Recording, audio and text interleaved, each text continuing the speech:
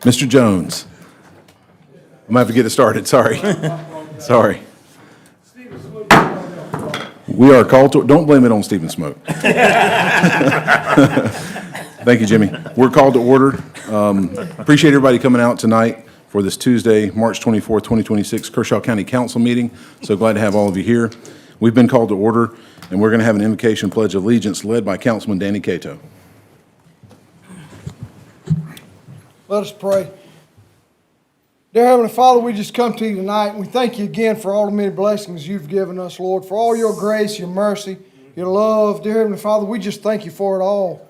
We ask you tonight that you'd be with us as we conduct the business of this county, that you'd have us to come here with humble hearts and open minds, and Lord, that you just give us the wisdom and knowledge that we need to lead this county in the right direction. Lord, we ask and lift up for the ones that are sick, the ones that are bereaved. Lord, we just ask your healing and hedge of protection over them, Lord, and that you just be with them and their caregivers and their families. Lead, guide, and direct us, dear Heavenly Father. Lord, be with this nation. Be with this nation as we're in a time of war. Be with us as dear Heavenly Father, as we try and strive to go in a better direction, Lord. I just pray for our nation and our leaders. I pray for our first responders and our men and women in law enforcement and our military services. Lord, just lead, guide, and direct us now through this night and in the rest of this week. For in Christ's name we pray. Amen. Amen. Amen. Dean. I pledge allegiance to the flag of the United States of America and to the republic for which it stands, one nation, under God, indivisible, with liberty and justice for all. Mr. Chair. Mr. Chair. Yes, sir. I would like to say that's one of the best prayers I've heard. But you're loud. Great Lord. He yells it out, but it must be living out in the country. I'll second that. That was an outstanding prayer. Thank you, Mr. Cato. It's a good prayer. All right, we've got the invocation and pledge done. Next up on the agenda is the agenda. Do we have a motion? Make a motion to approve the agenda as submitted by Ms. Hannah. We have a motion. Is there a second? Second. We have a second. Any discussion on the agenda? And is Mr. Brazel joining us remotely? Is he on? Mr. Brazel, can you hear us? Chairman, how are you, sir? We can barely hear you, but I can tell you're there. We're doing good. Thank you. Seeing no further discussion, we'll move it to a vote. All in favor of the agenda in person, raise your hand. Any opposed? Seeing none, it's unanimous. In person, Ms. Hannah. Mr. Brazel, how do you vote? I vote yes. That's a yes remotely from Mr. Brazel. Thank you. Next up, and very important for tonight, we have a proclamation on the agenda. Mr. Jones put this on, and I'm glad to join him on this one. This is recognizing the Lugoff-Elgin High School wrestling team, and also in particular, Logan Hinton. Fellas, so I can talk about this, I make a motion that we approve this proclamation as submitted in the packet. Do we have a second? I certainly second it. You got the second. I got something to say, too. Absolutely. All right, it's up for discussion. Would you like to say anything, Mr. Jones? If I could, because I'll let you get into the weeds with it, because you know wrestling better than I do. But I'm going to tell you, Ted, we're making a habit out of this. You're doing such a great job. We appreciate you. Appreciate you so much. That beautiful wife of yours. Appreciate all you've done, because you actually put Lugoff-Elgin on the map. If you had another one of him on your wrestling team, you'd even be greater. But thank you for all you do, buddy. Thank you, Mr. Jones. I'm sure we'll have a lot more to say, each and every one of us. But going through the proclamation, and before we bring some of these young men up, and of course have Coach Monroe speak and recognize his coaches and parents who contributed throughout the year, I just wanted to mention that the team finished second in the state, which is no small feat in the class and division that they're competing in. There are some buzzsaw teams out there that they are up against and competing against, and so congratulations on that. Wrestling is an extremely tough sport. No offense to anybody else, but we would always say that wrestlers use every other sport to warm up, and then we go compete. It's a grueling and very hard sport, and especially for those that have to care more about weight. As a heavyweight, it wasn't as much of a big deal for me, but it's an extremely tough sport, which only support from parents and coaches and individual hard work and team support can get you to these type of achievements. But talking about Logan, 5A state champion. Logan, would you raise your hand? Is he out there? You stand up for us? Stand up, sir. I'm not Talking about going to Logan. wrestle him, Chairman. You don't want to mess with him. 190 pounds of romping, stomping, twisted steel. He was one of only two 5A wrestlers to record a pin in the state finals, has an outstanding record, many outstanding wrestler achievements at various tournaments, and this is reflective of many of his his teammates as well. Just a really great team, Coach Monroe, that you've put together and that these parents and others have supported and the coaches have supported. But I get ahead of myself. Let's go ahead and move it to a vote. All in favor who are in person, raise your hand. The proclamation's approved unanimously in person. Ms. Hannah, Mr. Brazel, how do you vote on the proclamation? I vote absolutely yes. That's a yes. Mr. Brazel's ready to wrestle from overseas. You gonna make him stand up the whole meeting? No. You can go ahead and sit down. Yes, sir. Thank you. The whole meeting. He was a very good I listener. got your back. I got your back. I thought he was about to ready to wrestle you, Jimmy. Those days are gone. If we could at this point, Coach Monroe, before we have Logan and the team come up for a picture and presentation of the proclamation, if you wouldn't mind stepping to the mic, is there anything you'd like to share about this team, about the coaches or Logan?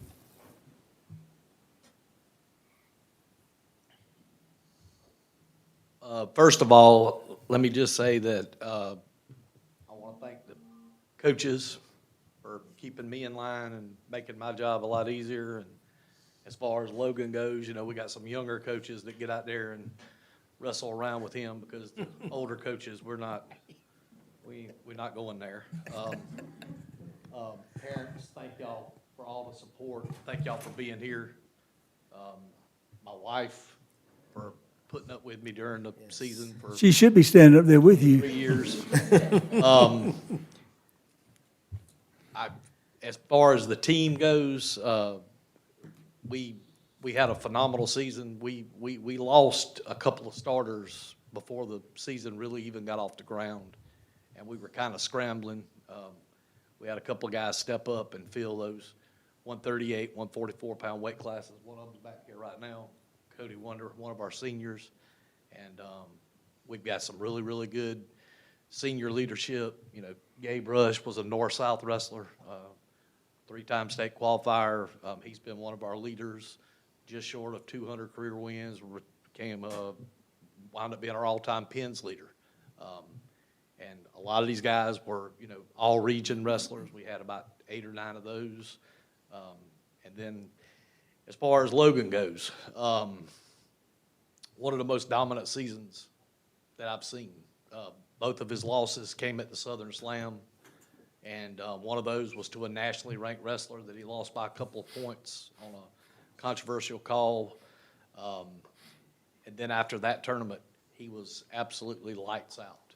And it was unbelievable to watch him compete. He gave us a heart attack in the state finals. He fell down in the match early, 6-0, is that what it was? And but he never hit the panic button. And true to form, Logan showed up and he turned into Logan, and that's what he does. He doesn't say a whole lot. He does his talking on the mat. I love that. And more than anything else, I'm blessed to coach him. We're lucky to have him, and even more than that, we're glad we got him back for another year. So, but that's pretty much it. Thank you so much, Coach. For your seniors, how many do you have going to wrestle at the next level? Gabe's going to Newberry to wrestle, and as far as I know, that's all of our seniors that are going on to wrestle at the next level. We got some pretty good juniors that are coming up that may have that opportunity. So, and I also want to say this as far as these seniors, Cody and Gabe here, that have been with us. Jonathan Ibanez also. Is Johnny here? Johnny's not here. But those guys that have been in the program 4 years, it's a pretty awesome accomplishment to be in the state finals for 4 consecutive years. Yes. We've come up short 4 years, but we keep knocking on the door. Eventually, we'll knock it down. So I want to thank them because the program wouldn't be where it is today without their leadership and without the foundation that they've laid for the program.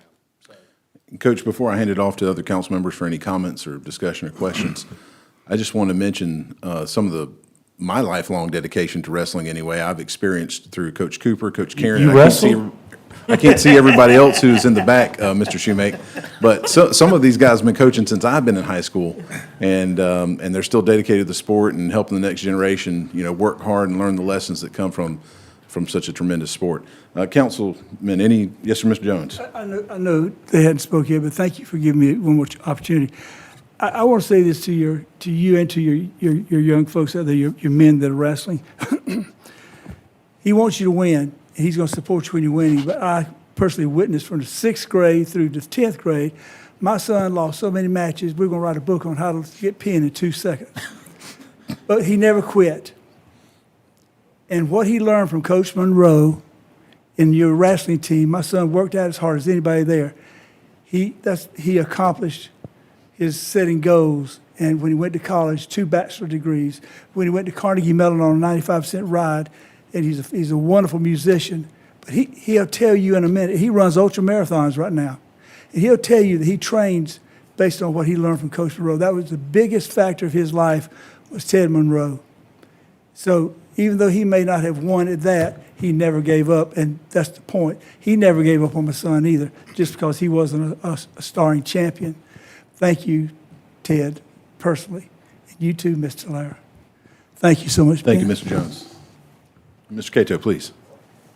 Just a huge congratulations goes out to you young men and coaches and for the dedication and the effort that you put forth. People really don't understand how hard it is to win a state championship. I never got to experience that in any of the sports I ever played, but that is a tough feat, is to win a state championship. And I hope we never slip up and miss an opportunity to recognize any state championship team in this county from any school, no matter what the sport, because that is an outstanding feat. And I just thank y'all for your dedication and congratulations on all your accomplishments. Thank you, Mr. Cato. Any other council members? Yes, sir. Mr. Shoemake. Yeah, again, I join everyone else's congratulations. I see some moms and dads for you seniors out there. My son played high school sports, and he did not play at the next level.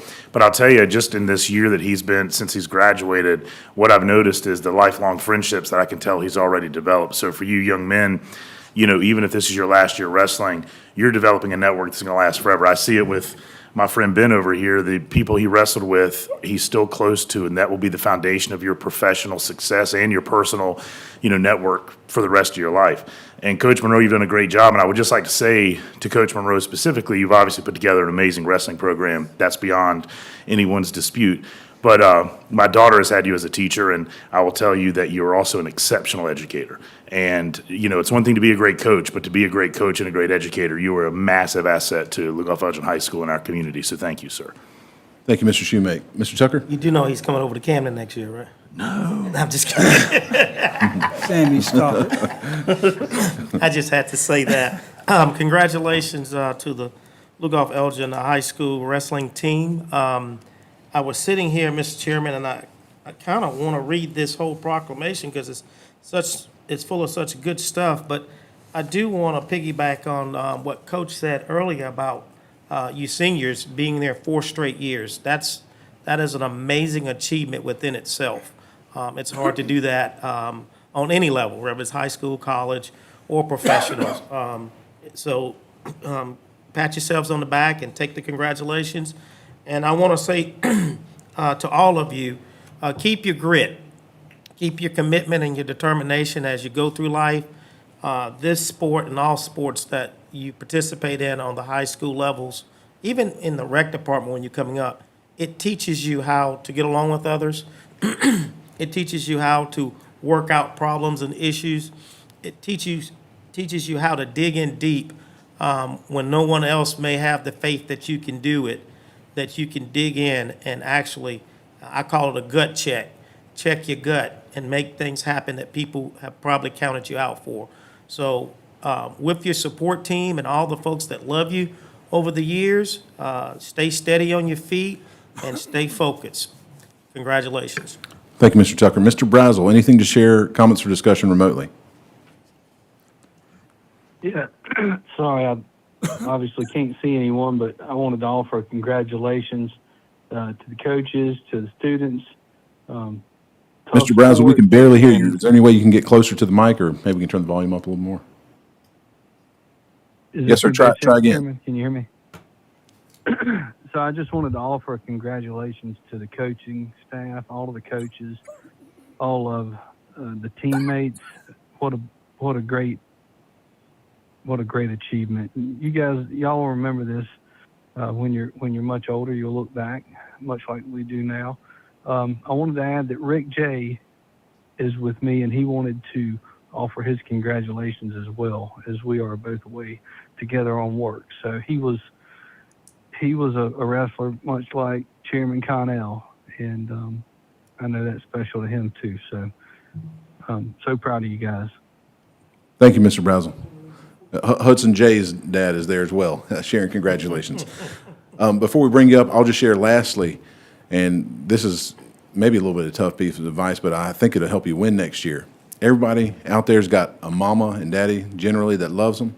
And this is directly to the wrestlers. They got coaches that care about them, but that's static. Everybody has that. If you want to get that victory next year, you have to figure out right now what the other guys that you're going to compete against aren't willing to do in the offseason, because this is when you win right now. I see Coach and the real Coach, Tulare nodding yes. You've got to put the work in right now and build up a bank of work that when you step on the mat next year, you have no doubt that you're worthy of a win because the other guy hasn't worked as hard as you. Like, you earn it right now. And so put in the work in the off season, and we'll be encouraging you every bit of the way. If we could, let's give them a hand and have all the wrestlers, Coach, come up. Anyone else you want to have come up?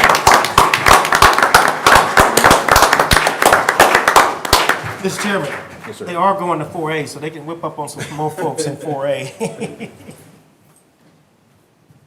Going down a bit? Come down.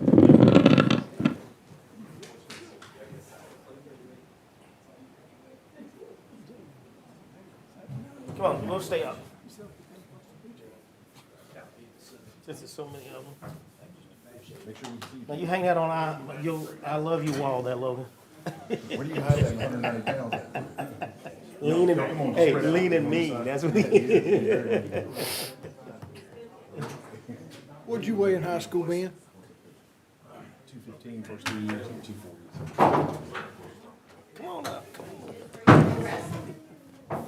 Sammy, we cannot see you. You can't? That's being big head. How about that? Thank you, Martin. Stand in the chair, Sammy. I've done that before, Danny. Don't dare me. They had the same problem with DMV when you went there. 1, 2, and a Hush, Jimmy. all right. At least somebody was honest. They were going to take the picture without me. Yes.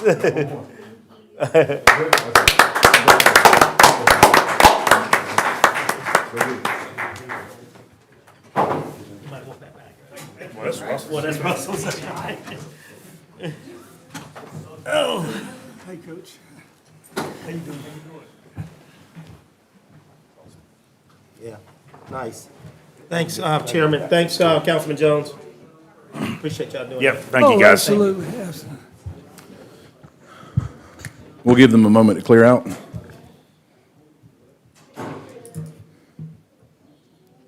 Took everybody out, didn't it?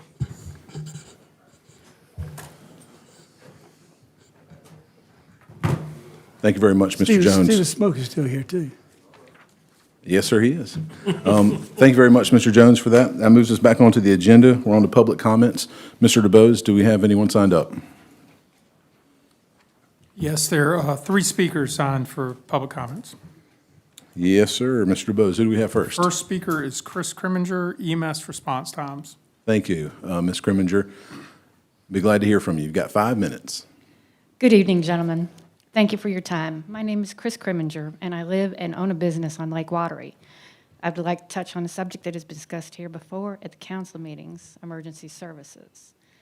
I've done a little research into the emergency response times in South Carolina, specifically Lancaster, Chester, and Fairfield counties. Both my research and my social media page reflect the same situation. Rural response times are long, sometimes as long as 45 minutes. The population of these counties is beginning to notice this problem, just as we have, and are demanding answers, just as we in the Liberty Hill, Beaver Creek area have.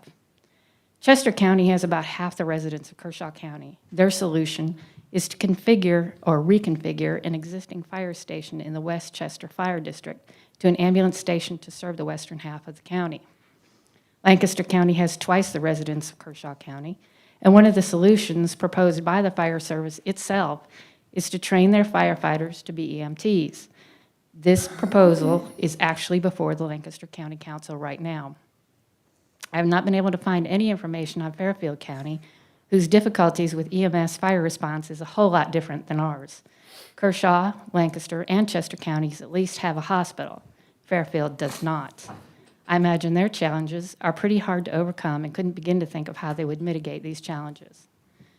So for the residents in our area to ask that either Beaver Creek Fire Station or Barron DeKalb Fire Station be reconfigured as a fire ambulance station or to train KCFS firefighters as EMTs is a reasonable request. This lack of services at our end of the county has been ongoing for years. Before, it was somewhat understandable. Probably 95% of the homes in the area were vacation homes. Now those vacation homes are permanent residences for more people. Just as population growth has affected Camden, Lugoff, and Elgin, so it has affected our area. And it's not just the lake problem. There are hundreds of homes in the area, not on the lake, but they are in the same emergency services desert we are and may not realize it. If you look at the map of your own districts, Mr. Brazel and Mr. Cato have the most rural districts and the worst coverage. This is the way it has been for years, and we would like to see it changed. In closing, just let me state these comments that I and the others are making are in no way indictment or criticism of the KCFS. We are proud of and indebted to the men and women who put their own lives on the line to save others. We are also happy to see that the KCFS is reaching out to the community with the open houses at the fire department. They've had 3 so far, and I hope they have more, just to raise the awareness that they are there and possibly recruit the manpower that they need. Thank you, gentlemen, for listening. I hope that we in District 1 and District 6 can count on you doing the right thing and working with the fire service to bring down response times and therefore making Kershaw County safer for all of its residents.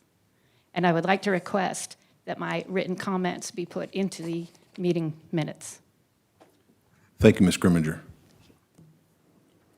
So, We'll take a copy of that. Mr. DeBose, who's the second speaker? next speaker is Tommy Swan, Friends of Goodall is the subject.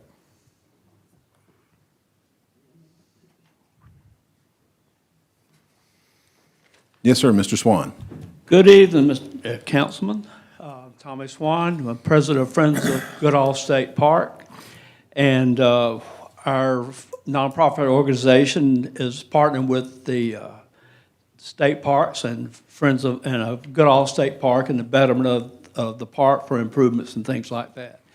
And on Saturday, April the 11th, from 11 o'clock to 2 p.m., we're going to have Family Fun Day. We do this once a year, and we just invite the community to come out to the park and have some fun and join in the activities that we have. We got a lot of activities lined up this year, and it's going to be we've got about 23 different exhibits lined up, and the state rangers will be out there. So it's just our opportunity for those who have never been at the park before, to come out there and just see the park and see the improvements that we're making at the park with our partnership, and also see what's going on at the park. If you've been out there lately, you've seen they've cut a lot of trees down as part of the deforestation project.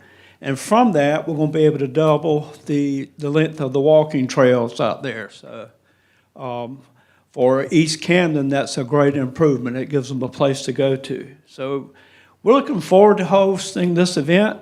And the prior Friday, if you feel so led, if you're open on your calendar, we're having a cleanup day at the park in preparation for this event.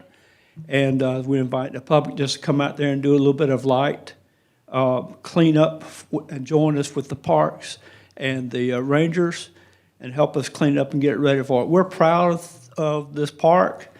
I've been going to this since the 60s, and it's always been near and dear, and hopefully, you know, this park will someday return back to the glory that it once had.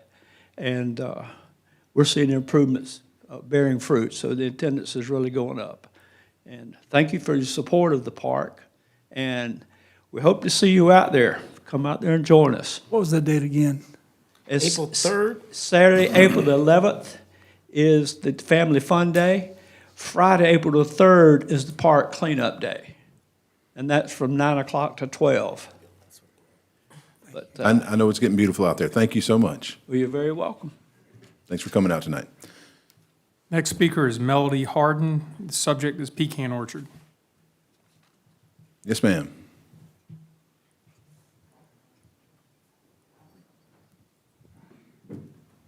Okay. Good evening. As many of you already know, I am Melody Harden, and I live on Blackberry in the Pecan Orchard.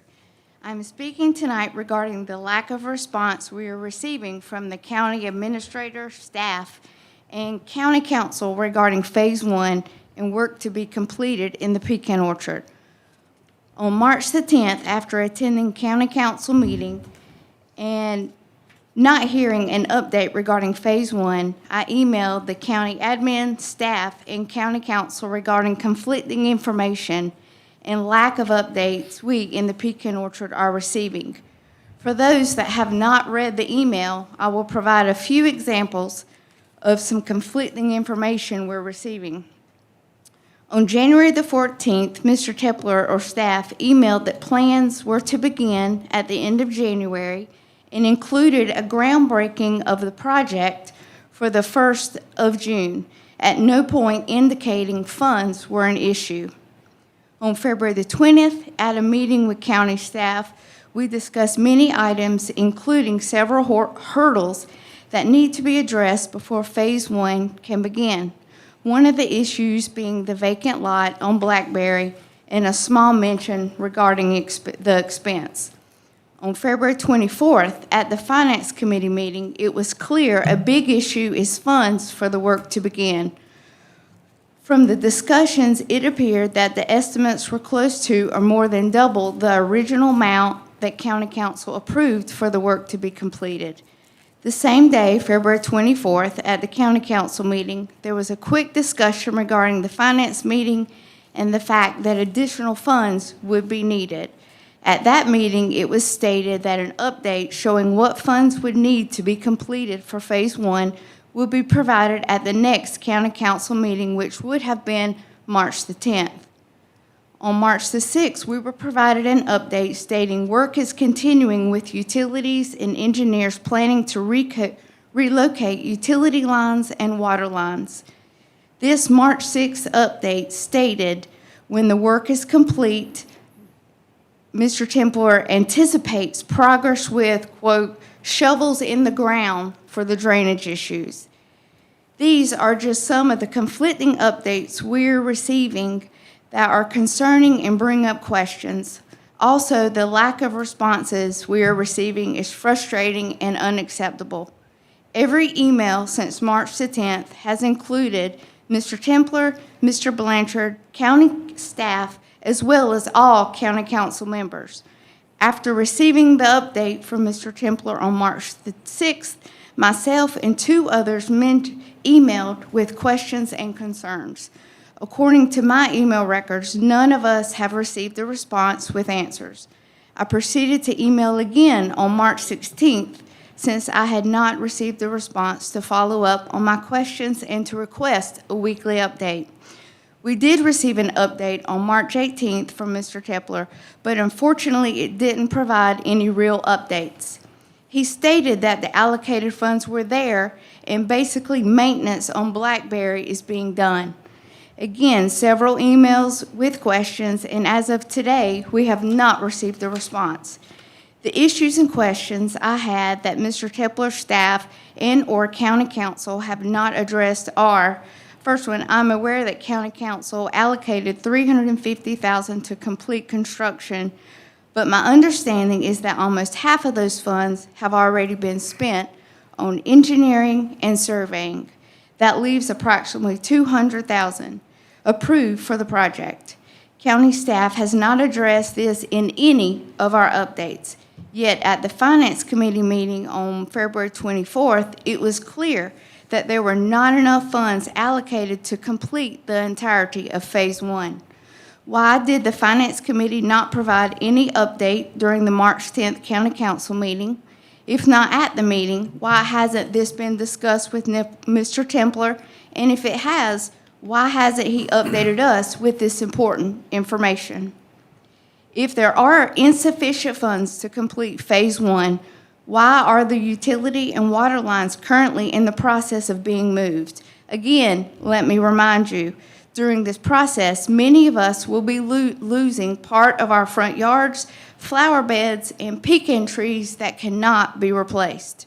Why has the Finance Committee Chairman or its members not responded to the questions directed specifically to them regarding funds needed and/or an update that was supposed to be provided 2 weeks ago? I would like an update from everyone involved that is transparent, honest, truthful, and concise. Thank you. Thank you for coming out tonight, Ms. Hard. Mr. Bose, anyone else signed up? That concludes public comments. That concludes public comments, gentlemen. That moves us on to a presentation, item number 7A, Hill Gold Mine. Do we have the representative here?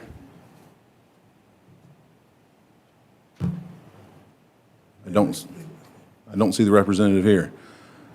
So we'll move that on for another agenda item, next meeting, Ms. Hannah. We follow up with them. We'll have to see if somebody got caught up. Approval of the minutes is next on the agenda. 8A, do we have a motion on the minutes? Make a motion, we approve the minutes. Okay, do we have a second? Second. Any discussion on the minutes? Seeing none, we'll move it to a vote for those who are in person. Raise your hand if you're in favor. It's unanimous in favor for those who are present and voting. Mr. Brazel, you still with us? How do you vote? Yes, sir. Still with you. I vote yes. That's a yes remotely from Mr. Brazel on the minutes. Ms. Hannah, it's unanimous in favor. Next up, gentlemen, we have a series of ordinances. First one's item number 9A. First reading, Mr. Administrator, any background or any update we need before we get into motions or considering this? Nothing pressing I can speak a little bit more about during discussion. Okay. Do we have a motion on number 9A? This is a ordinance to amend the official zoning map, 32 plus or minus acres. I'll make that motion. Mr. Schumake has the motion. Is there a second? Second. We have a second. Mr. Schumake, you have the floor.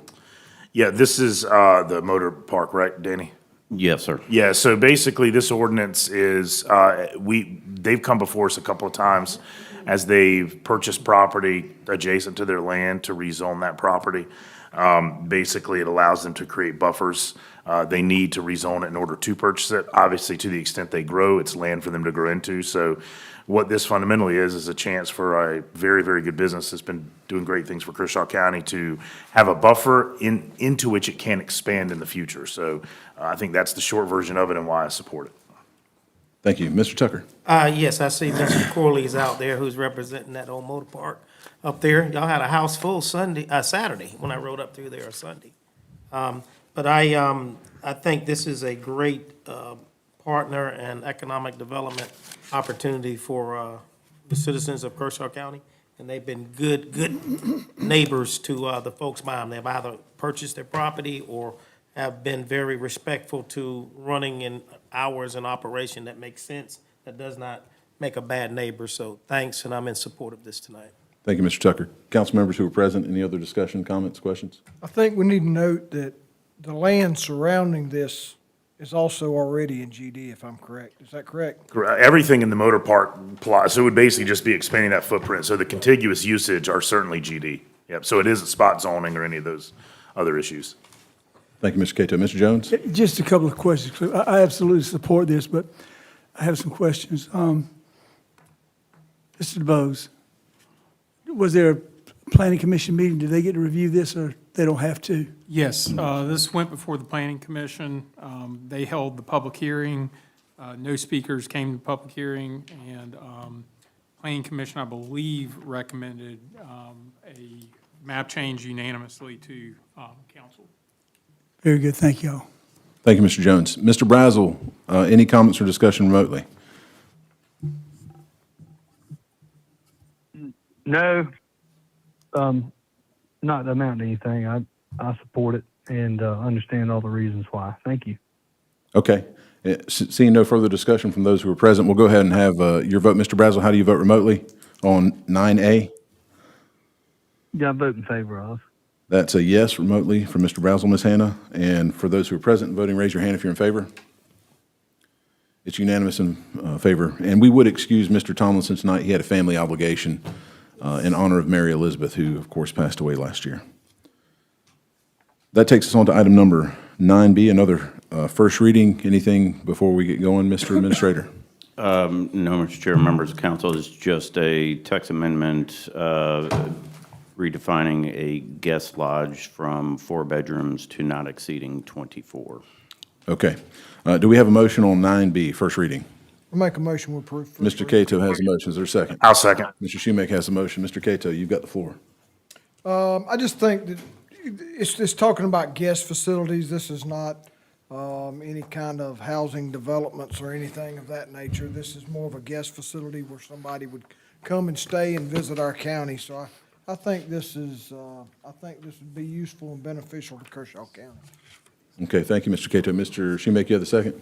Yeah, I agree. This is exactly what we want to see done in our rural lands. I mean, this is rezoning that would allow, lodges and higher end type of economic development engines that don't put strain on infrastructure. So I think this paves the way for some really great economic development and tourism opportunities for Kershaw County.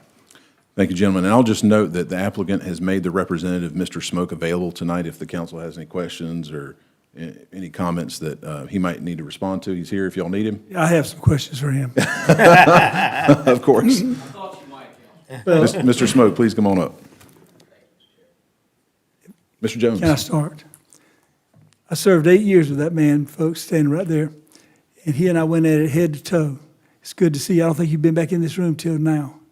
That might be true. But anyway, welcome back. And Recovery. I really would just like just kind of an overall, very quick. Absolutely. Thank you, Councilman. And that's it, no questions. Good to see everybody. And Stephen Smoke for the record here. And here on behalf of Candy Root Lodge Holdings, who is the applicant in this case, for the text amendment. And my client is in the process of making a significant investment in multiple golf courses in Kershaw County, and this is a request that's in furtherance of that project. You'll also see an amended version in front of you that I put in front of you all and passed out to all the staff as well. The Thank changes, thank you, Mr. Tucker. The changes are in blue, and the changes were just in response to some of the comments and concerns from your wonderfully thorough planning commission who really vetted this and had those comments. And I think we've addressed them all with those changes, but if not, there are 2 more readings, and we're here and ready to work with staff, this council, to make sure this is something that works best for everybody in the community, because we do see it as a project that is going to benefit the county and just something that'll be good for everyone. I have a question. Mr. Jones, any other questions? Thank you. Mr. Schumake, yes, sir. Council. Yeah, I just want to confirm, so the proposed amendments, which I think we could probably take a look at for second reading since we just looked at them, but as I understand it, and I know from talking to the Planning Commission, what this does, just so folks are aware, what these amendments do, as I understand it, is make the zoning change even more restrictive. In other words, the only thing that this would allow to come into these venues is something that has, a lot of land, a lot of buffer zones. So it basically further protects the land. Your use, the use that your client proposes is one that is not the concern, but the idea is we're creating an ordinance change, and so all that follows have the same ordinance. And what this does is create buffers and substantial green space because of those buffers. Is that the general idea? That is it, Councilman. Thank you for pointing that out. And I'll give you even more background, because this section came into being back in the fall, I think in October, roughly around that time frame. And the prior planning commissioner was, who did a really good job, commendable job, and he did the primary drafting on this. And in doing so, he was drafting it more broad. And then that seemed to be a concern of the Planning Commission, was that it was maybe too broad. And so we've narrowed it down even more, really so as to apply just to golf courses. So, the changes you see in front of you say that you have to have an golf course operated for this to apply. Mr. Chairman, Yes, sir. if it's appropriate, which I think it is, I would like to make the amendment to this ordinance as we have it now, so we can get this read into the first reading, and then that way, when it comes second, we won't have to worry about doing I'll this. second that. All right, we've got a motion to amend on the Cato. So now we've got a first and a second on the Tucker amendment. Any discussion from those who are present? And we'll need to hear from Mr. Brazel as well. Any discussion? Just, we'll make sure for the public, we have it written, and that'll be in the minutes, and so we'll obviously see that in our package. And you're proposing it be amended as reflected in this handout? Absolutely. And I just want to clarify, the legal staff has already reviewed and vetted this with Mr. Smoke. Correct. Mr. Smoke provided those blue line edits that were responsive to Planning Commission comments earlier today. Again, they're very discrete edits. Mr. Smoke's correct that the previous planning director drafted this as rural country clubs to also contemplate uses that might be a pool that has a membership that is rural, to allow that type of structure. No one's come in to apply for that, and that's a pretty rare occurrence anyway. A component of this was this guest lodging, but as originally drafted, you could conceivably have a private pool membership club with guest lodging, and that looks an awful lot like a hotel maybe.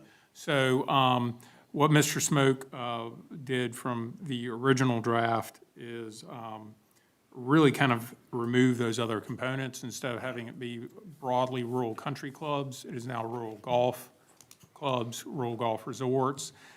If those other uses were to occur or start occurring at planning staff level, they could be addressed with a different box. Yeah,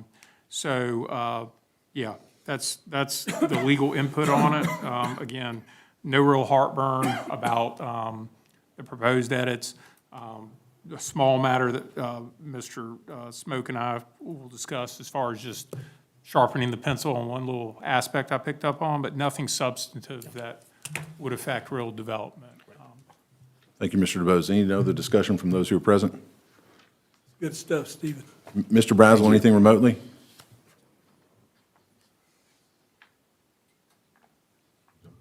Mr. Brazel, anything remotely? We may have lost him for a moment. Chairman, Chairman, sorry, it's just a long ways apart here. Can you hear me okay? Go ahead. Yeah, you got to speak up. Yeah, I'd like to commend Stephen Smoke for the work that he's done. I think it's fantastic for our community. Stephen, I do thank you. Regarding golf courses or driving ranges or anything like that, and maybe some exceptions and explicit rules that we're making for these courses, I'm thrilled, frankly, to see this sort of development in Kershaw County and in surrounding counties as well. I think it's healthy. I think it's good for our community to have these sorts of activities. It'll be an economic engine as well as job opportunities for locals. So it's all fantastic. When it comes to zoning, this would be a question for John DeBose. Are there any zoning regulations that prohibit golf courses in our current zoning?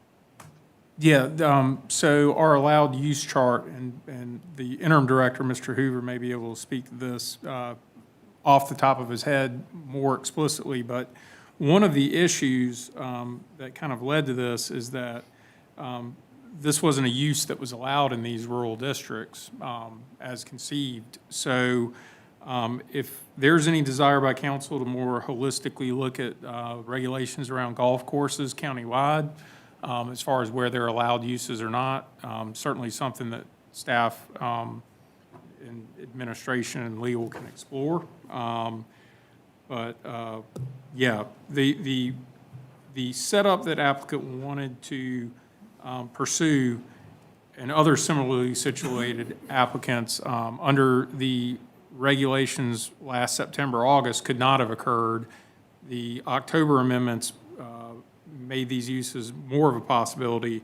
And again, this is fine-tuning the regulations to more precisely fit golf courses, and again, remove some of the theoretical possibilities, maybe not practical possibilities, but theoretical possibilities for undesirable uses that Planning Commission identified. And that's more to the buildings, the housing and that sort of thing, is that right? Correct. Planning Commission's concerns were not about a golf course. It was this idea that the guest lodging component could perhaps exist and continue on its own in the once upon a time Outside. wrong and of course fails. The amendments Mr. Smoke prepared are responsive to that concern. Okay, perfect. Now, in our current zoning, industrial, residential, rural residential, are there any zoning issues in any of those for just a golf course without a lodge of sorts or housing? The man with the answers just stepped to the podium, Mr. Zach Hoover, Interim Planning Director, so I will defer to him. He has, I believe, his ZLDR pulled up. That is correct. This is Zach Hoover, Director of Planning and Zoning. The golf courses fall under the golf, tennis, and swimming clubs land use in our ordinance. They are permitted in all zoning districts except for the office district 01, as well as the B3 district. So they're permitted outright in the rural districts. What was the other one you said? 01 Office and then B3. Okay. That's a business district. That is correct. Okay, so like a development area, such as where a Publix would be, or some sort of a retail establishment. Yes, sir. Okay, well, good. No, I think that's fantastic, and I really do commend you and what you've done with Stephen Smoke. I'm in full support. Thank you, Mr. Brazel. How do you vote on the Tucker amendment? If that's what's needed to complete the task, I'm in full support of the amendment. Okay, on the Tucker amendment, we have a yes vote remotely. For those in favor on the Tucker amendment, voting in person, raise your hand. It's unanimous. On the Tucker amendment, that puts us on the original motion, Mr. Cato, as amended. Any further discussion, council members? Seeing none, we'll vote by those who are present and voting on the motion as amended. All in favor, raise your hand. And again, this is on 9B. That's unanimous in favor for those who are present and voting. As amended, Mr. Brazel, how do you vote on 9B? 100% full support. That's a yes remotely from Mr. Brazel. Ms. Hannah, it passes. As amended on 9B. Thank you very much. Thank you, Mr. Administrator, and staff as well. That takes us to 9C. Mr. Administrator, any background we need before we dive into this one?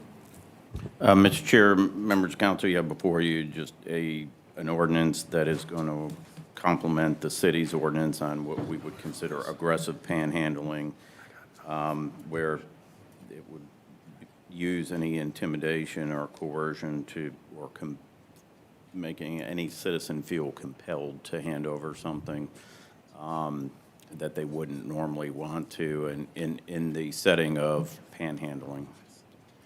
I think it's also a safety issue as well. We'll take it up. Correct. Do we have a motion on 9C in first reading? I'll make that motion. Mr. Schumake has the motion. Is there a second? Second. There's a second by Mr. Tucker. Mr. Schumake. Yeah, so just a little bit more background. This is nearly identical to what the city of Camden has already adopted. And what we're starting to see in the city of Camden and certain parts of Lugoff is bluntly panhandling, people walking up to cars or people walking up to people and begging for money and other things. And so what this prohibits, to be clear, and it's in the packet here, so this is all in the packet, it prohibits these discrete things. You cannot aggressively beg, meaning with begging with the intent to intimidate another. So you can't do that. You cannot aggressively beg. You cannot obstruct traffic. You can't touch the person you're talking to without their consent. You can't basically follow them around. You can't block their passage. You can't beg within 50 feet of a financial institution or an outdoor dining area or any shelter or taxi stand. And you can't beg that you can't beg while the person solicited is in a vehicle, or beg after dark, or beg at a traffic intersection. And basically, that prohibits people being bothered and impeding the flow of traffic. We're starting to see more and more of it, so this is a chance to sort of get ahead of that. And like I say, Camden's already done this. They did this back in February, and they've already seen some positive results from their ordinance. So that's a little bit of background on why I support it. Could I say something? Mr., does the second I'll yield? yield. Thank you, Mr. Chair. Jones? Mr. Shoemake, you are aware that we have an ordinance on the books. We do, but it is a very, Permitting. what's that? It's for permitting.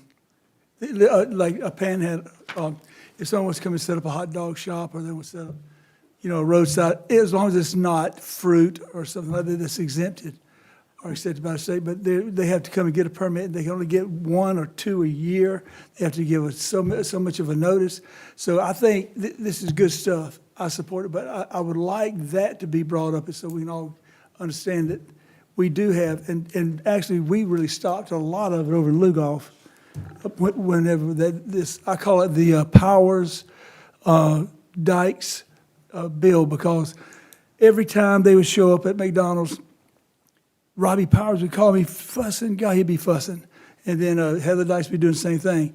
So that's what initiated me, or sort of motivated me to go get something done on it. So we did. And Sam, you remember. Yes. And I don't remember exactly how the permit structure is, but it's pretty tough, and it pretty well kept things under control. Mr. Jones, just to clarify, are you talking about permits for sales of I'm talking about goods or fruit? Well, no.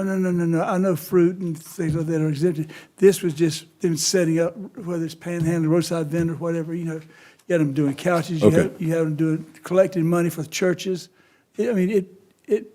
Or at least saying it was for churches. I don't think it was. I think they were trying to rob us, honestly. But the thing of it is that they would use that as a front, And I know one of them said they were with New Life Ministry. Henry called me up and said, that is not New Life, that's not our New Life Ministry out there.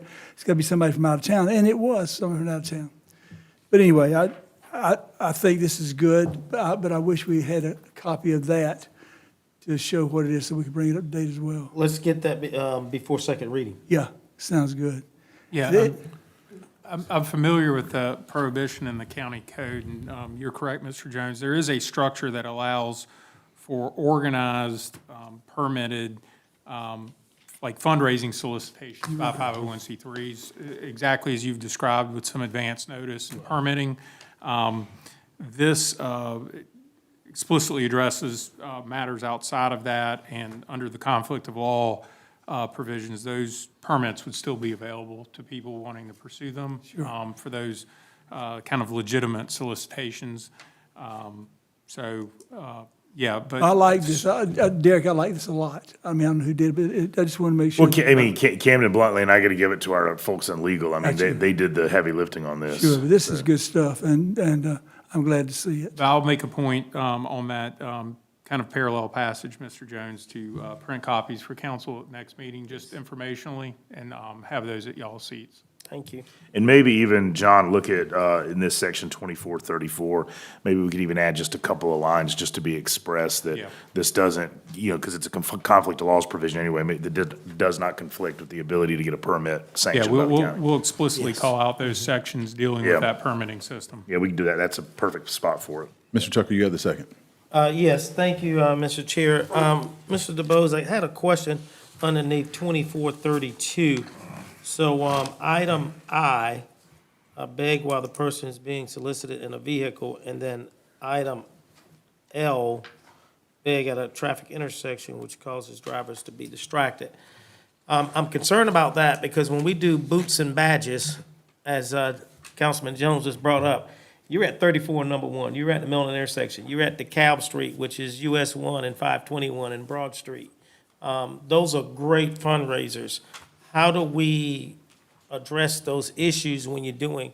I believe those fall within that existing code provision.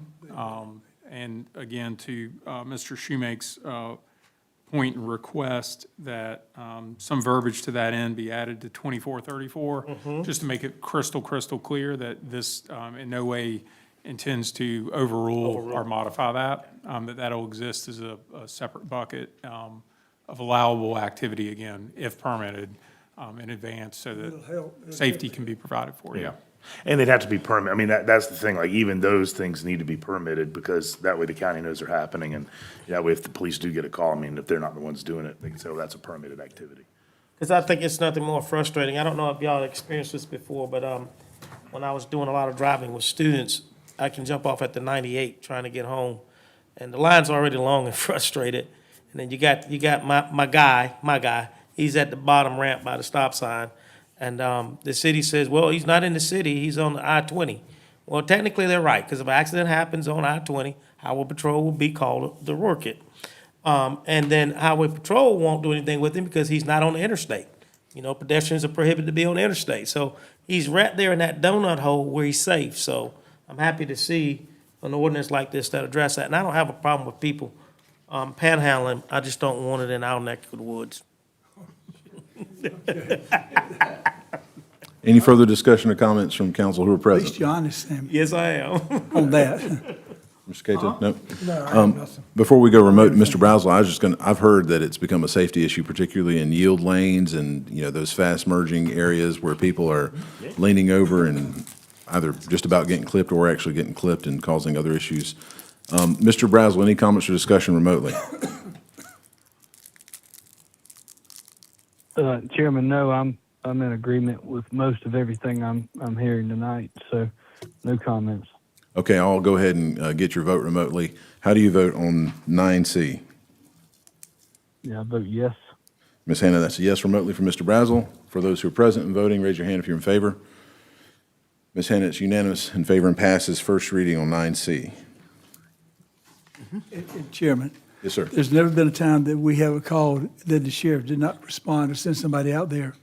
You know, I realize there may be some twilight zone areas, but they've come out and worked with us on it and appreciate it. Thank you, Mr. Jones, and thank you, law enforcement chair, for being here tonight. This moves us on to item number 10. 10A, we have a slate of various appointments, and we'll take them one by one. 10A is on the ATAX committee. Do we have a motion, Mr. Tucker? Yes, I make a motion that we appoint the ATAX committee. I think we have about 5 appointments, four appointments, because we did one last meeting. So. Do nomination.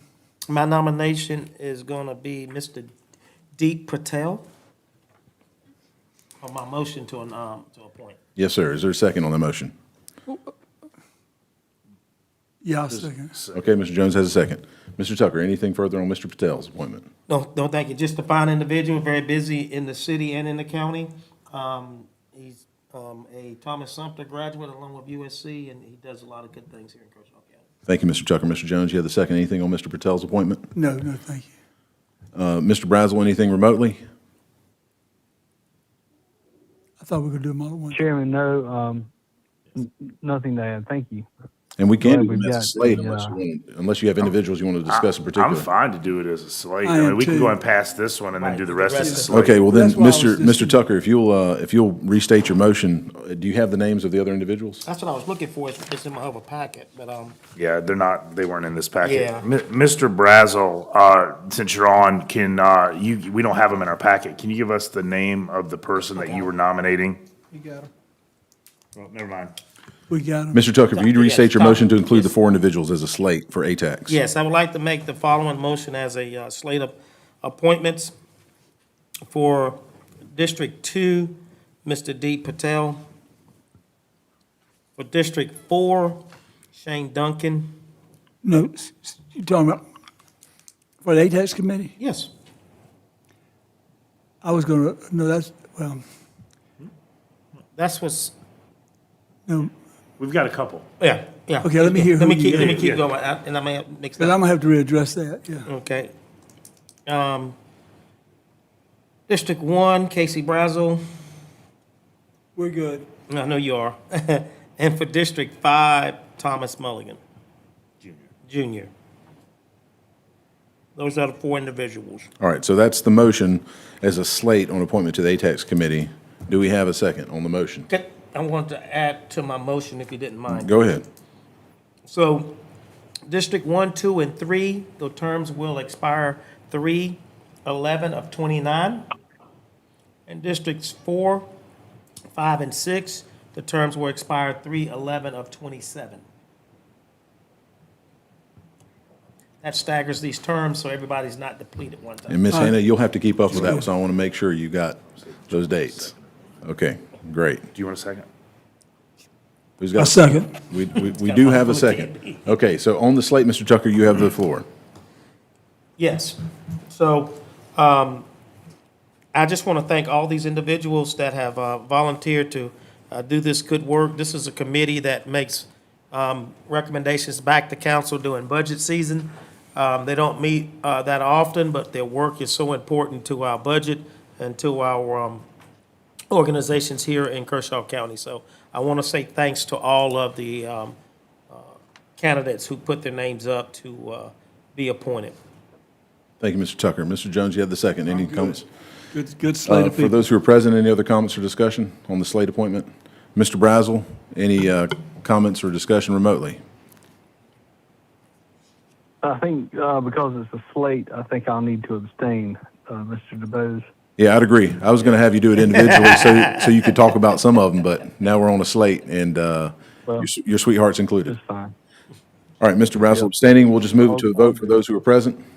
All in favor, raise your hand. It's unanimous and passes for those who are present and voting. Ms. Hannah on 10A as a slate. All right. Thank you. That moves us to item number 10B, Recreation Advisory Commission appointment. I believe Mr. Tomlinson had spoken with Mr. Tucker. Yes, sir. Is there a motion? I'd like to make a motion that we appoint Mr. Matthew Downey to replace Mr. Shane Kirkley. All right, is there a second? I'll second. Have a second, Mr. Cato. Mr. Tucker. Just wanted to say I had an opportunity to meet Matt. I actually coached his brother. He kind of had to go back in the archives in my head to remind me of who his family was. But I think a great individual who's already doing a lot of amazing things in the coaching arena in our rec department. Want to see that we continue to grow in the right direction and that the rec as a whole is successful. So I think this is a great appointment. And he's dedicated and committed. Thank you, Mr. Tucker. Mr. Cato? I think Mr. Tucker said it all. All right. Council members, any other discussion for those who are present? Seeing none, Mr. Brazel, any discussion remotely?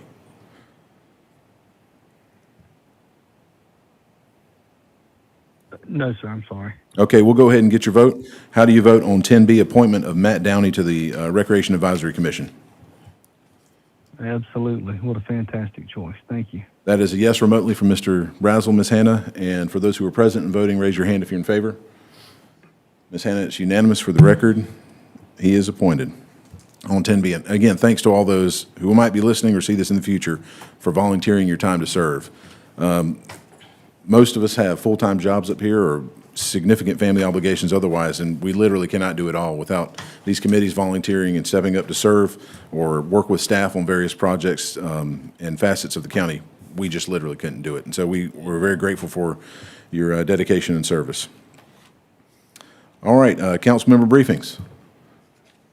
Mr. Brazel, I'm going to go ahead to you just in case we lose you. You never know with someone, especially if they're overseas. Any briefing for us tonight? Chairman, thank you very much. I certainly appreciate it.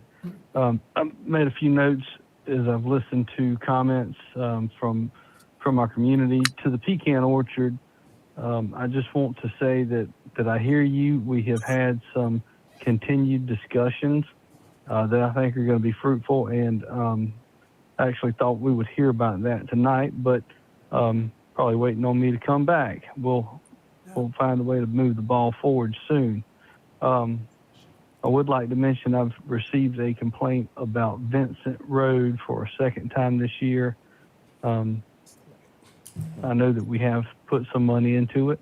I do recognize that, and I've had positive conversations with Dan Canny, but we do want to make sure that we continue to finish that project.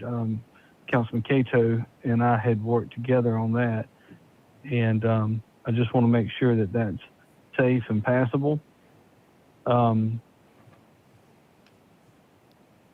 Regarding EMS, I will be working very hard on rural healthcare and EMS this year, and collectively with others on council, and I've had some people reach out to me on a broader scale that I would like to introduce to council and find yet other ways to work on rural healthcare.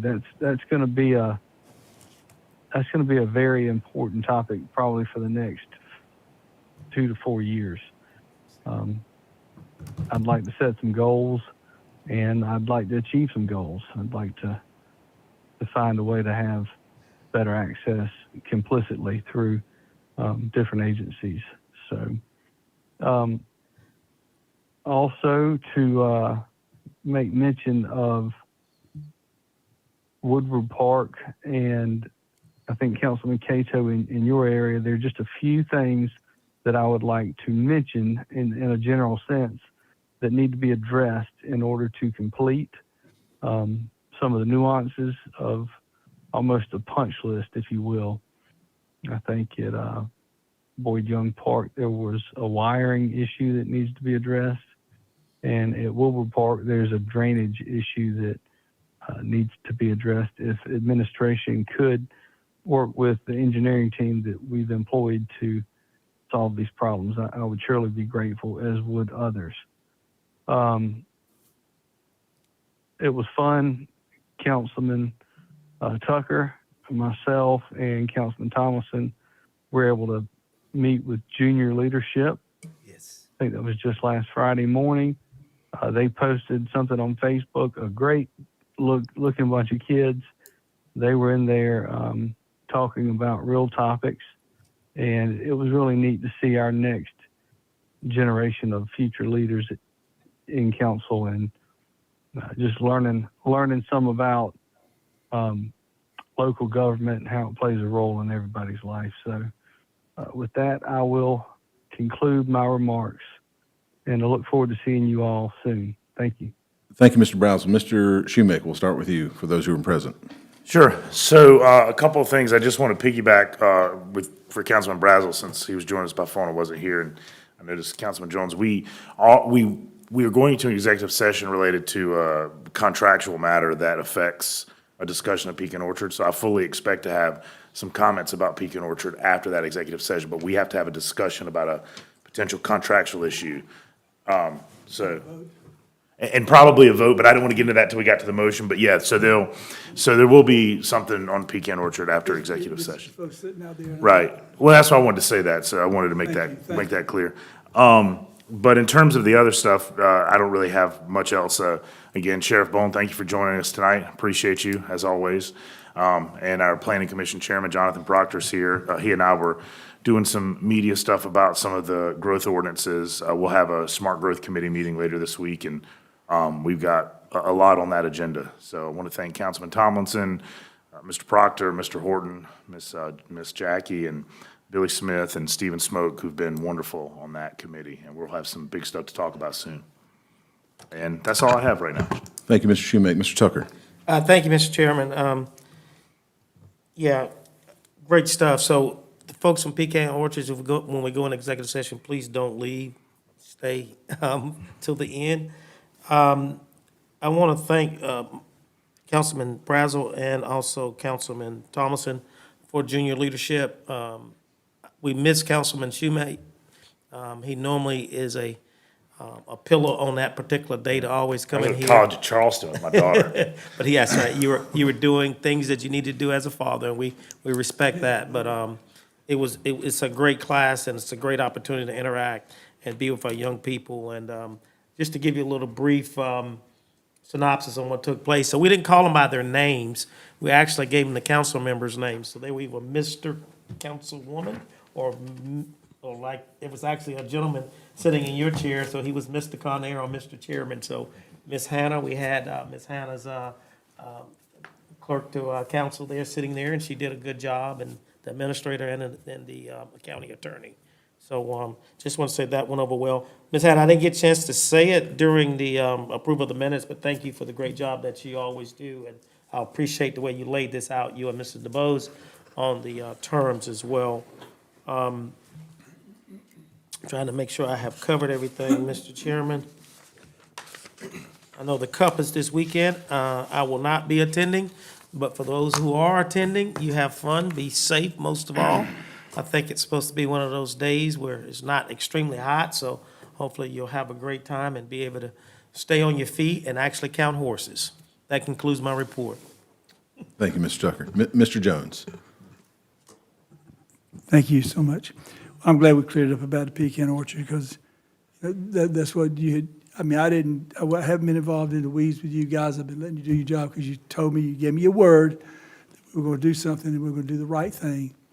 And I appreciate that. That's why I want to make sure they stay here so we can see what we come out and vote on afterwards. I know what I want to say. I had the distinct honor today of, and my wife and I, of going over to the Columbia Airport. And I'll tell you one thing right now. I know what we see on the news, but that's not happening here in South Carolina. It's not happening at Columbia Airport. The folks there couldn't be any more helpful. The reason I bring this up, our former chairwoman was being deployed today along with a friend of hers, a lawyer from, she is a lawyer from Sumter. And I can't remember her name, but anyway, they were both being deployed today along with a bunch, about 100, 200 other folks. And there was a picture that my wife took. It was of the, where all the soldiers meet, the little area they had there for them. And they had all their bags sitting in front of that picture, and I thought, look at that.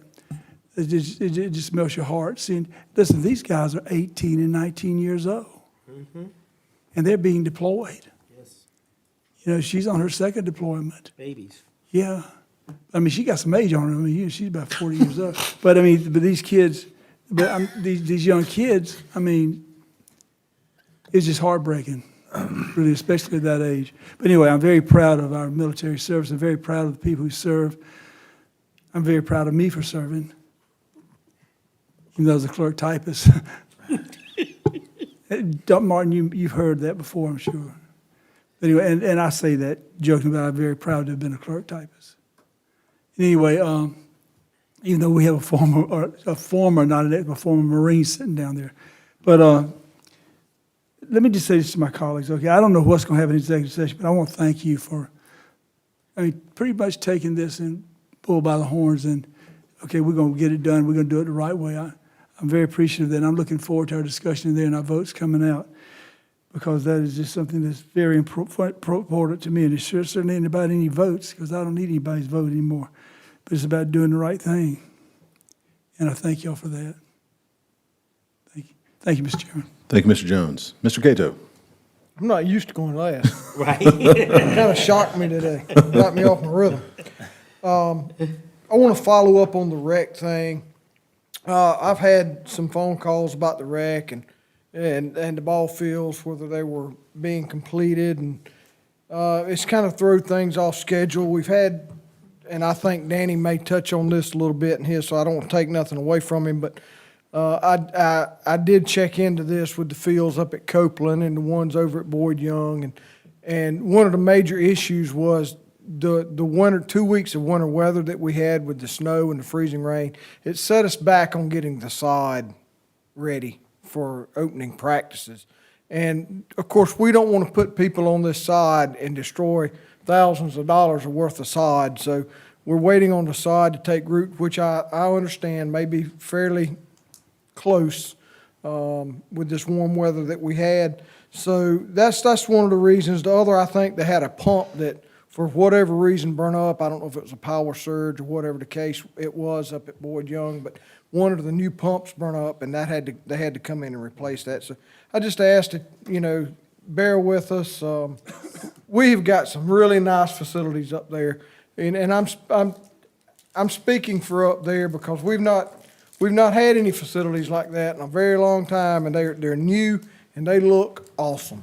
And I can't wait for us to get on them and start seeing our kids play on them.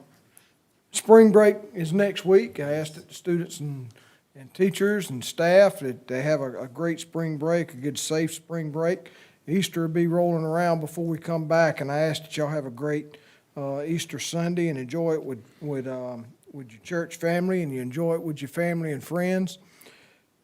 And lastly, I'm not going to say this, not elaborate on it too much, because I am not going to take away from the great accomplishment that we celebrated tonight with LE wrestling team. But I want to congratulate the North Central weightlifting team on their third straight state championship.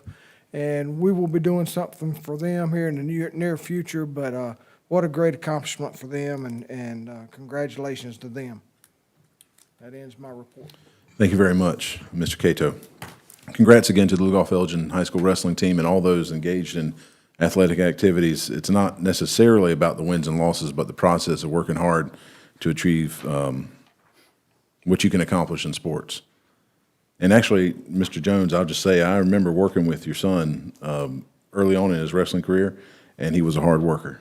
And You did right out there, that clearly has stuck with him. So Thank you. that's the lesson that was learned, and that's what's important. Two other things I wanted to share. My son, if I can just take a moment of personal privilege, my son Bennett made the choice to be baptized, and I was able to participate in that. And it is one of the happiest experiences I can share as a father, especially to actually be able to baptize him. The Spirit was strong that day, and I just thank God for such a beautiful family and a wonderful little boy. And if you watch this one day, Bennett, I love you. Thank you very much. For the public's notice and benefit and staff and legal, I plan on doing a special called meeting, 3/31, that would be next Tuesday, 6 p.m.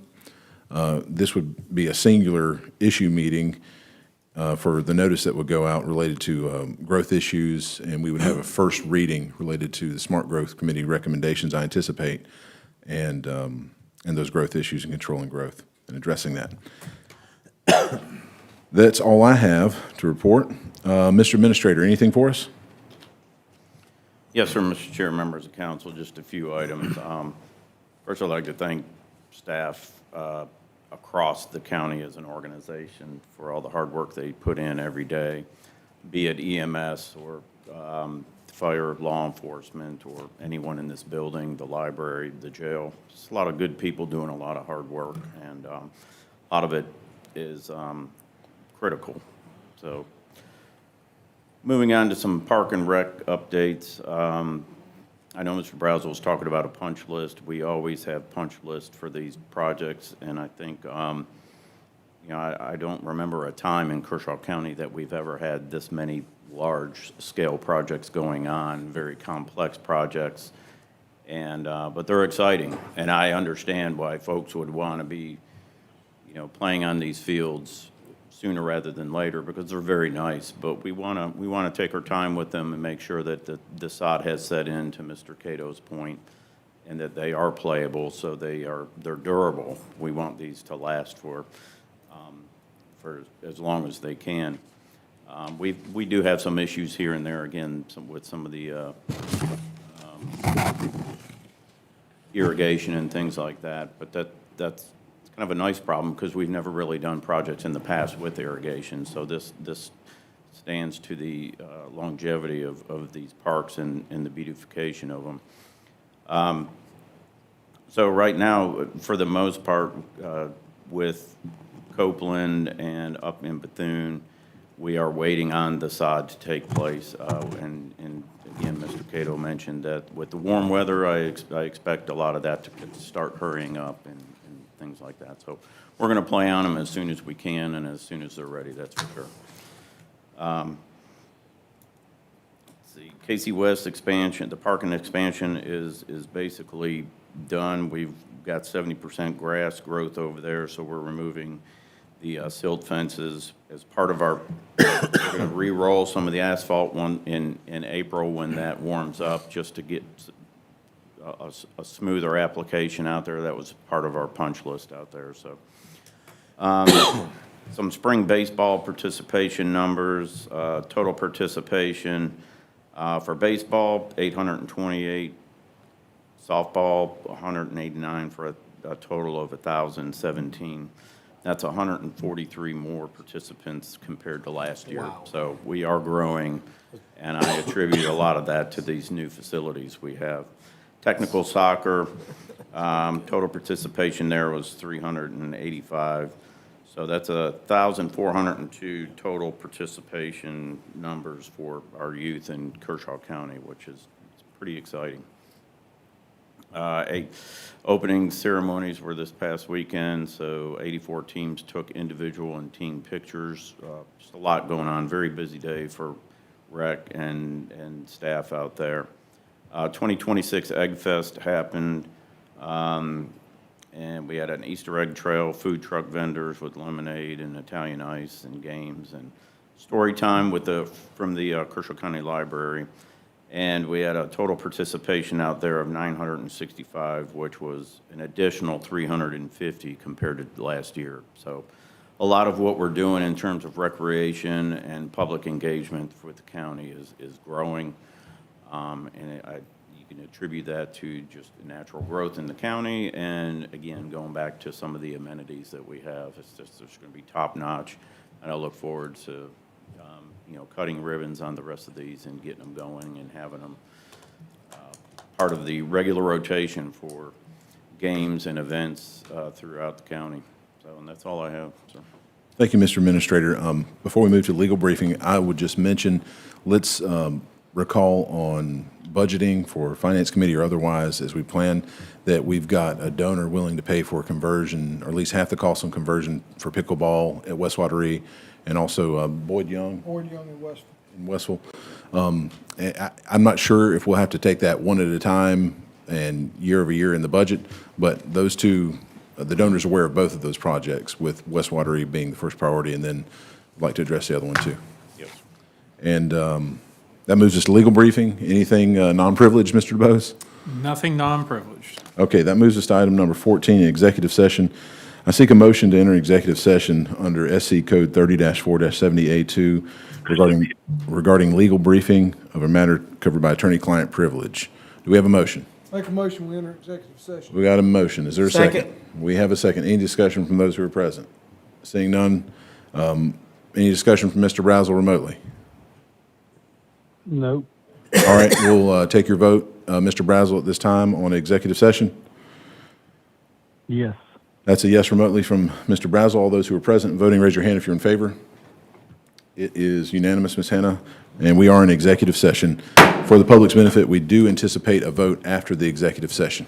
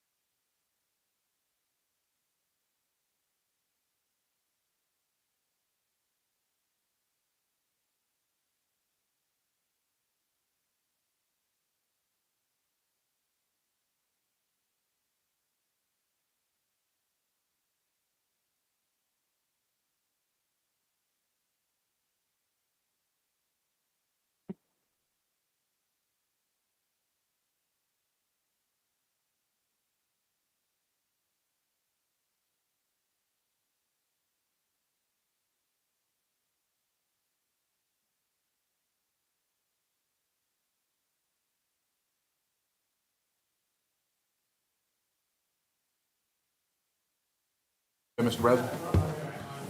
Russell, can you hear us? Yes. All right, we can hear you. All right, seek a motion to exit executive session. Make a motion that we exit executive session. We have a motion. Is there a second on exit? We have a second, Mr. Cato. Any discussion on executive session and ending it? Seeing none for those present, Mr. Brazel, any discussion on exiting executive session? None, sir. All right, with none, hearing none, how do you vote, Mr. Brazel, on exiting executive session? I vote yes to exit. That is a yes. And for those who are present and voting, raise your hand if you're in favor of exiting executive session. We are out of executive session, Ms. Hannah. That puts us back onto the agenda on the executive session item. Do we have any motions on item number 14A? Yes, Mr. Chairman, if I may. What's your motion? I'd like to make a motion. I'd like to make a motion that we authorize county administrator to direct Public Works to perform heavy maintenance activities. The heavy maintenance activities will include road grading, ditching, driveway repair and piping replacement and pipe upsizing. We're practical, 18-inch pipe, improvement and creation of an upper outfall, replacement of cross piping at 404 Blackberry Place, installation of riprap in selected areas, contracting for hydroseeding of maintenance work areas, external contracting for 419 Berry Place, cross pipe and outfall project, which will include the cross pipe under Blackberry, junction box, and then a 36-inch closed system leading to an open ditch basin with riprap. That is my motion. And that's specific to Pecan Orchard, And correct? that is addressed to Pecan Orchard, yes, sir. Okay, is there a second? I second that. Mr. Jones has a second. Any discussion, Mr. Tucker? You have the floor. Yes, I want to say that there's been a lot of time, and a lot of energy, and somewhat of money spent on this project. And I know that the citizens has been very frustrated. I make no excuses, but the wheels of government are extremely slow usually. But this has been a little bit slower than a lot of us would like. I would like to also state that the $350,000 is still there. We took the $126,000, did engineering studies, which was separate from, because we had two votes on this project, one for the engineering and then one for the cost for the repairs. This is gonna help get the work done sooner than later out there, and I think that the county started a little bit already with some maybe brush work and maybe some other activities. I have not been back out there to look yet. But that is on my schedule to do. But I do want to thank the citizens out there for being patient, but this also eliminates utility movements, pecan trees and other things, and a big ditch in people's yard where, some would not be happy. The thing about this project is what the engineers may recommend you to do may not be pleasing to all the residents. And you got to find a happy balance. And I think staff has done that on how to accommodate and fix some of these issues and problems. So with that, I'm just want to say this in my statement as well in discussion. To be clear that the work will not solve all the overall flooding issues in the neighborhood. The county cannot fix the inherent hydrological conditions of the neighborhood, which the county has no control or responsibility for. So that concludes my discussion. Thank you, Mr. Tucker. Mr. Jones, you have the second. We went into executive session, we had our conversation, and each one of you made your comments, and I respect that. But one thing that I believe in my heart, you got $350,000 is still sitting there. We need to go ahead, and staff has indicated along with you guys that we can do this with that amount of money, we can get this project done. And of course, I think we're into another part of it in just a few minutes with another motion or something else to help feed into this to make it right. But I just want to say that you folks in the Pecan Orchard are not my constituents. You're my neighbors and my friends. And I've never, ever wavered when it comes to doing what I think is right for y'all. And I hope y'all know that. But I appreciate y'all very much. I may not be on council in 10 more months after 20 years, but I'm gonna still be your neighbor. I'm gonna still be there. And, and I just I just appreciate the county spending this $350,000 on the pecan orchard. I appreciate the directions that they give. And let me say something too. I'm very proud of Russell Brazel. He has stood firm and fought for this. And a lot of what you're going to do is what he said a year ago. I'll give him credit for that because that is a fact. But I do believe this is going to be, the county's going to do the best they can do. And if not, then we'll readdress it from there. But I think this is going to help a lot. And I want to thank you all again for it. And I'm done. Thank you, Mr. Jones. Any other discussion or comments from council members who are present? Seeing none, Mr. Brazel, any discussion or comments remotely? Yes, so I'm going to express some of the same concerns that I had in executive session. I feel like it's a bit vague. I hope that we're looking at the entire subdivision. This is a lot of money for general maintenance. I'm going to support it, and I'm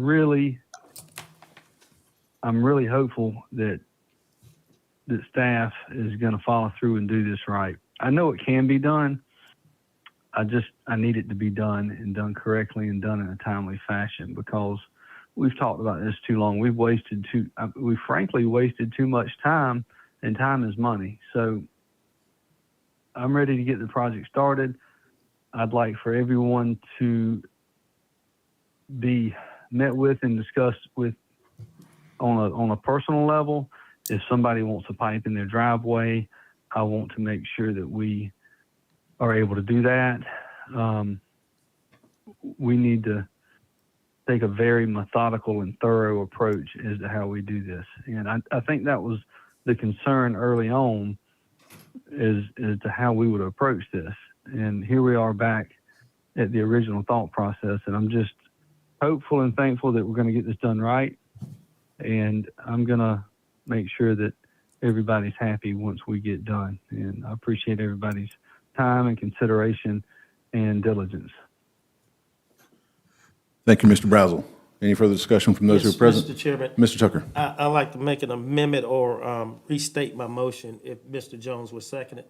Absolutely. Well, let me hear first. The cost shall not exceed $350,000, which includes the property acquisition for a property that is part of the stormwater project. Okay, is there a second? I'll second that. All right, Mr. Legal Counsel, we've got 2 re-ups on the motion and the second. Everybody seems to be in agreement, and I do not hear any objections. Okay. I thought that was clear. Yeah, he just clarified it. Yeah. Not to exceed $350,000. Okay, seeing no further discussion, we'll take a vote from those who are present and voting. First, all in favor, raise your hand. Ms. Hannah, it's unanimous for those voting in person. And Mr. Brazel, how do you vote remotely? I vote in support. That's a yes remotely from Thank you, Mr. Mr. Brazel, Ms. Hannah. Are there any other motions on 14A? Yes, sir, Mr. Chair. Okay, we have another motion. What's Yes, the sir. motion? Yes, sir. I'd like to make a motion that we authorize the county administrator and county staff and the county attorney to pursue the purchase of a vacant lot in Pecan Orchard subdivision for a sum not to exceed its appraised fair market value. I'll second that. Okay, we have another second. And just for clarification, this interrelates with your prior motion on the $350,000 cap. Absolutely, Mr. Chairman. Okay, thank you. Any discussion from Mr. Tucker? You have the motion? I just wanted to say, this is part of the holdup too, because without this, it makes the project impossible to do. So, we had to, do our due diligence in giving staff these directions to pursue this. And so, once again, not making excuses, just trying to do the best with what we have to work with. Thank you, Mr. Tucker. Mr. Jones, you have the second again. Yes, if I could, and I don't know how we do this, but Mr. Tucker, we had talked earlier about making sure there's some clear directions as to what needs to be done and communication needs to be done where the residents of the Pecan Orchard are. I know Mr. Brazel brought up just a little bit ago about having a meeting, letting them know, informing everybody of what's going to happen and what we're going to do. But to have some kind of timeline, so that there's, and also good communication where everybody understands what's going on and what progress is being made and why there are delays and why there's some change orders. The people are who we work for. Well, I think that's more of a question directed to Mr. Templer, and I'm pretty sure he's been real good about giving us timelines and updates on these various projects, so Okay, I'm gonna hold true that will continue. okay. And if there's something that, Ms. Jones, and I'll say this, if there's something that, you're not clear on or you have questions on, don't hesitate to, to follow up with staff or. No, I won't, Danny knows that. Danny, I've had many conversations over 20 years. But back to you and I, sir, and one thing I will say is, when we've gotten together, we've made things happen. We don't agree on a lot of things, but when we do come together, we make things happen, we made it happen right.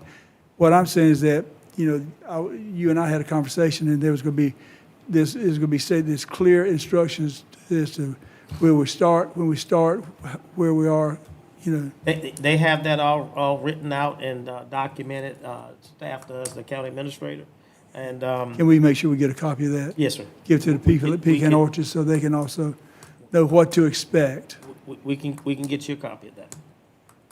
Okay. Well, I mean, I'm fine other than that, Uh, but I bet I was Any just quoting what you were saying to me. Yes, sir. All right, Mr. Jones, any further discussion? No. Thank you, Mr. Chairman. Ms. Tucker? Yeah, I just want to make one more point. The parcel has been identified in the engineering plans as a proposed location, God bless you, for stormwater infrastructure that will serve stormwater that is attributable to county roads in the subdivision. According to the engineers, the county roads in the subdivision are not the primary cause of stormwater issues in the subdivision. That said, there are drainage issues with the county roads, and the county has committed to addressing those issues. The parcel will provide stormwater infrastructure that will service the stormwater for the county roads and the county's heavy drainage maintenance activities in Pecan Orchards. Thank you, Mr. Tucker. Any further discussion from those present? This is on the second Tucker motion. Mr. Brazel, any discussion remotely? Hearing none. Mr. Brazel, we still have you? He's gone. We lost Mr. Brazel. Let us know if he tries to chime back in on the second vote. Just a couple comments before we move this to a vote. So just be patient with the timeline, folks who are involved in this. It will involve procurement. These are state or county-related laws that we're required to follow. For example, if hypothetically a property is acquired, council has to vote on that. We can't just make it happen willy-nilly. It has to be in a meeting in which we convene, and a majority of council votes on an acquisition, and it satisfies everybody. Each one of us is just one of 7 up here, and so we have to come to agreement on the terms for acquisition. But also, there might be materials or contracted services that have to follow the procurement code as well, and so that varies the timeline some. All right, seeing no further discussion, and I still think we don't have Mr. Brazel with us, we'll move it to a vote. This is on the second motion on 14A, post-executive session. All in favor, raise your hand. Ms. Hannah, it's unanimous with all present voting in favor. Mr. Chairman, Yes, sir. motion to adjourn. Motion, I was going to say, that concludes our business tonight. We have a motion to adjourn. Is there a second? Second. We have a second. Any discussion on adjourning? Seeing none, all in favor, raise your hand. It's unanimous. We are adjourned.